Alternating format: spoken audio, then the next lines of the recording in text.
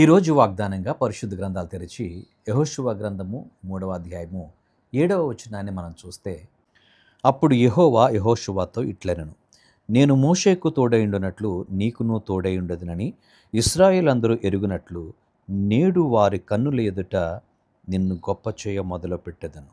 దేవుని నామానికి స్తోత్రం కలుగునుగాక. దేవాది దేవుడు యెహోషువతో మాట్లాడుతున్నాడు. నేను మోషేకు తోడై ఉన్నట్లుగా నీకును తోడై ఉంటాను. నీకు తోడై ఉన్నానని ఇశ్రాయేల్ సర్వ సమాజము ఎరుగునట్లుగా నేను దానిని తెలియచేస్తాననేటువంటి విషయాన్ని ప్రభువు చెప్తున్నాడు.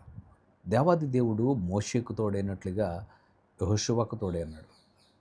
అలాగే యెహోషువకు తోడై ఉన్నట్లుగా నీకు కూడా తోడై ఉన్నాడు. ప్రియులారా, ఆ విషయాన్ని నువ్వు గ్రహించగలుగుతున్నావా?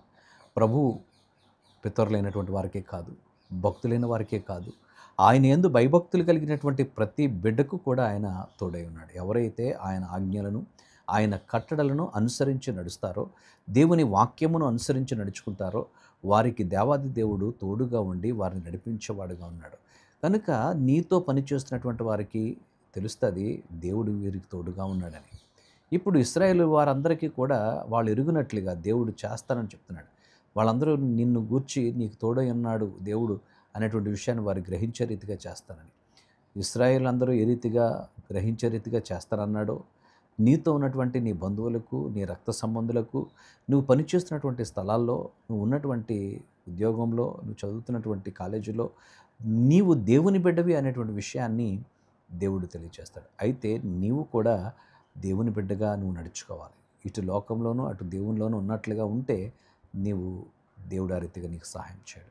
నీవు దేవునికి సంపూర్ణంగా అనుకొని ఆయన కట్టడలను, ఆయన ఆజ్ఞలను అనుసరించి నడుస్తున్నప్పుడు దేవుడు నీకు తోడుగా ఉన్నాడని ప్రజలందరూ తెలుసుకుంటారు. అబ్రహాము దేవుడు అతనికి తోడై ఉన్నాడని చుట్టూ ఉన్నటువంటి వారు ఎరిగారు. ఇక్కడ కూడా అందరూ ఎరిగే రీతిగా చేస్తానని చెప్తారు. అట్టి కృప పరిశుద్ధాత్ముడు మనకు అనుగ్రహించును గాక. పరిశుద్ధుడా, నీకు వందనాలు. ఈ కొద్ది మాటలు మా వెనుకలో దీవించండి. నీవు మాకు తోడుగా ఉండి నడిపించే దేవుడుగా ఉన్నందుకు నీకే స్తుతులు చెల్లిస్తూ యేసు నామమున అడుగుచున్నాము తండ్రి. ఆమేన్.